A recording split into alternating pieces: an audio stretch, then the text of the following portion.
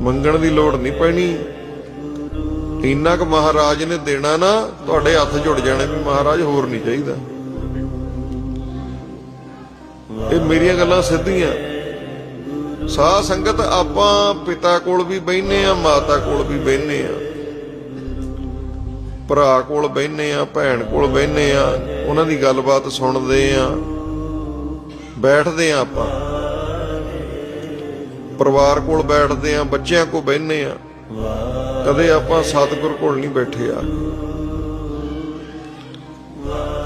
ਥੋੜੀ ਇੱਥੇ ਸੋਚਣ ਦੀ ਲੋੜ ਹੈ।